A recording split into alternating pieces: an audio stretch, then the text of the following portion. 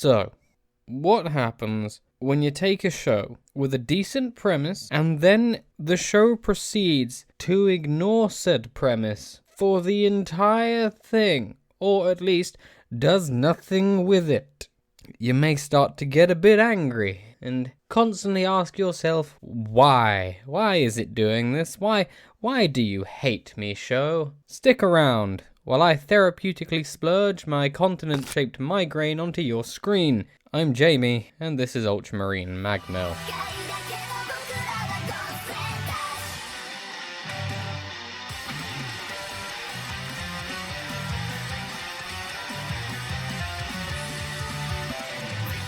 So starting off on the singular positive, the premise. One day out of the blue, a massive new continent appears in the middle of the Pacific, with flora and fauna beyond your wildest dreams. This place is so dangerous that to explore it, you need a special license. Our main character acts as the safety net for these explorers and goes searching for any that happen to disappear. Or when he feels up to it, I guess he's a bit of a wanker. Decent setup, right? Well, this genius of a show starts by not doing anything interesting with any of them and constantly contradicts itself in its own internal logic. Like, for an example, they keep saying this place is dangerous. 900,000 people a year go missing, 300,000 of which never, they're just gone. They're dead, who knows, they never come back. Despite the fact you still need a license. So either they're giving out too many licenses or people are just going there despite the fact they know this place is just bad. At one point in this show, they go there for a picnic in the apparent safe zone. Do you want to know how long it takes them to show that there is a safe zone in this show? It takes, I need to check my notes.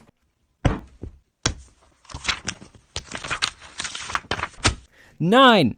It takes 9 episodes for them to show that this dangerous place has a safe zone. And they decide to go for a picnic in it, and guess what happens? They get attacked.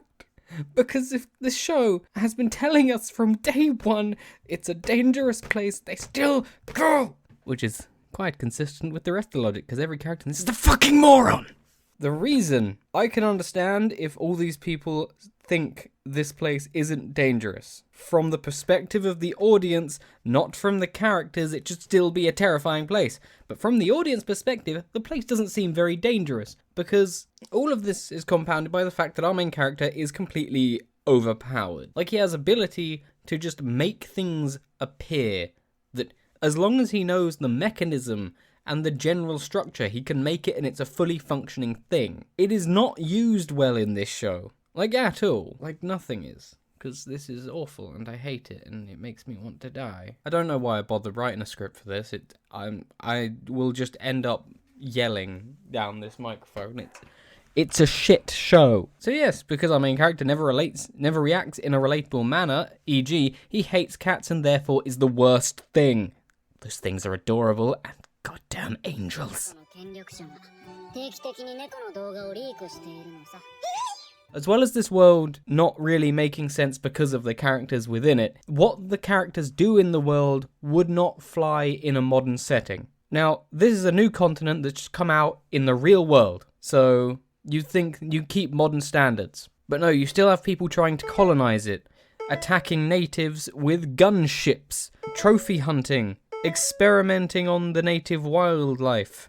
Most of these things are heavily frowned upon in today's society, and because the world is presented as a normal modern-day world apart from this one continent, none of it feels particularly good. This could have easily been solved by putting the show maybe 100 years back. I can imagine a solid Victorian-style explorer thing. Is the hunting and killing of natives okay? No, but within context of that era, it makes more sense. And is more palatable because there's more of a disconnect.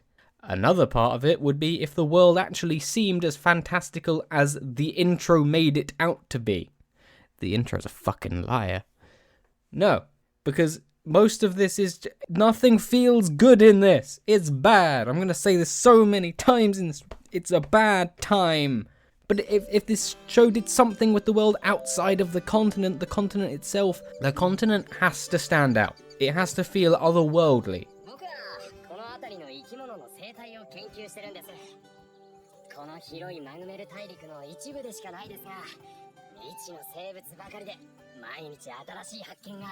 I've had a few pot shots at the characters, so let's move on into the characters. And I say characters with a strong emphasis on the S, as I'm taking the piss. There's only 2. The intro, again, lying through its teeth, makes you think there's maybe 5 or 6 characters. There's 2, and they're bad. Introducing Twat 1 and Twat 2. Twat 1 has a better character design. Twat 2 is kind of more likeable, but not by much. And these two manage to constantly prove that they are full of shit. And the best 2 examples of this are in episodes 4 and 5. So you don't even have to watch very far in to realise how much they are shit. I'll start with 5 because it's probably the most blatant, and the way they're trying to present it as comedy, except none of it's funny because it makes no sense. Where they are basically tormenting this poor, admittedly extremely dim-witted and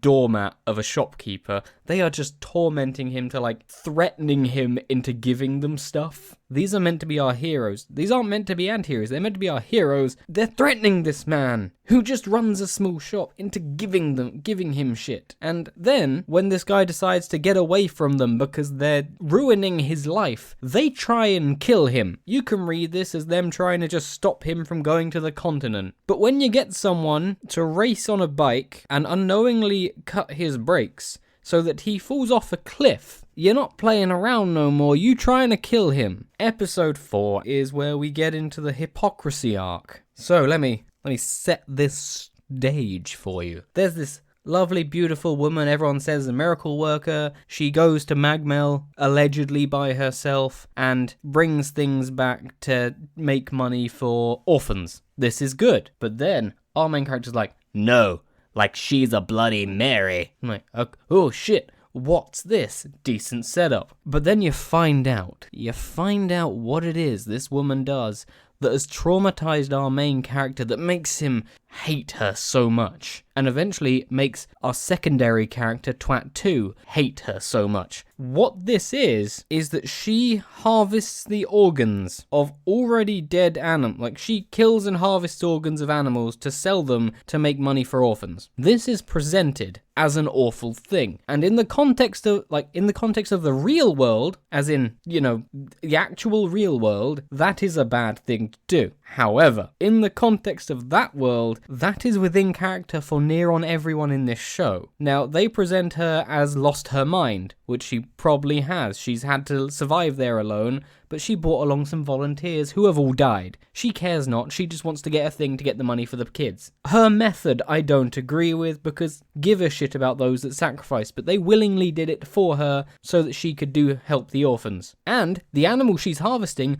was not killed by her or her men, it was killed by our main character, who, instead of running away from this creature because it was just a ground-based, tigery, lion-y thingamajig, he plants an axe through its skull. So this woman, who is specifically taking down these animals for a specific purpose to better other people's lives, doesn't make it right, but it's a reason, it's a decent reason, is awful and is then left to die. Like, the pack of the mama comes along and goes to eat the lady. Our main characters stand by and watch. Or do they walk? I don't know. Either way, they willingly let her die. Because they know she will die, and she does die. They let her die. This by itself is bad. But then, a few episodes later, they are hunting animals. Fucking what?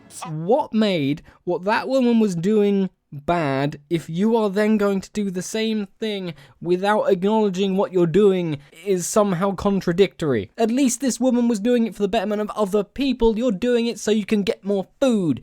And since I've seen your spending habits, all you do is buy a lifetime supply of fucking marshmallows.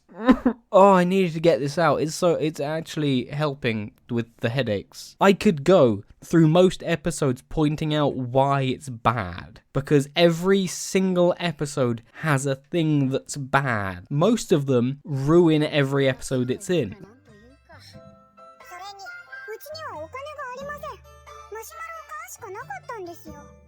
Moving on, because I'll just stay on this topic. Moving on, So this show has no likable characters. Maybe we can rely on the flora and fauna beyond our imagination to make what's going on interesting. Again, there's a problem, because it seems like the person in charge of those had the imagination of an EA or Ubisoft CEO. Since while there are a few different monsters, most feel very paint by numbers or just generally poorly designed. Moments of rare tensity. Is tensity even a Moments of tensity are ruined by a design that's just dumb. And the flora? Fucking what flora? This is set in generic anime forest. I remember in the intro of the first episode and the overall just OP that there is an interesting looking forest in this. It is yet to appear in the show, and they only want to do it to make one-off points, not this is the setting. Hell, a colour palette swap would have done something. Anything. If you make the trees blue and the grass red, is it a lot? No, but it's something. It would have made it feel like an interesting place. Some effort going into the world around them would have paid off. Speaking of a lack of effort, the animation ain't good. And, not every show has to be Violet Evergarden or Redline. There are shows with poor animation that I like. I love Dragon Prince. It's a great show, but poor animation has to be compensated for with good direction or writing, which neither of this show has.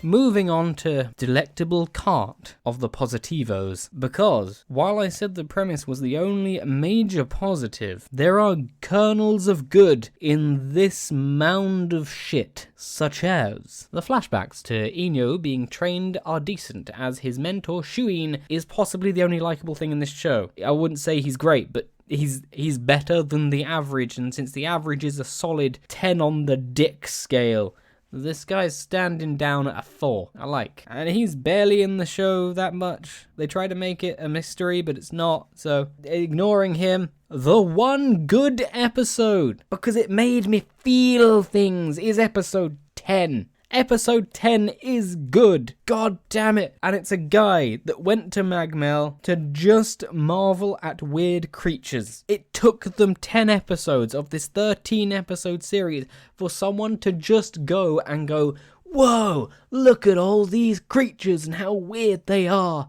This guy is a dumb fuck too, but he's showing enthusiasm that I have been desperately needing throughout the entire runtime. And then it has streamers who physically abuse animals, and then, yeah, they get their comeuppance, and it's great.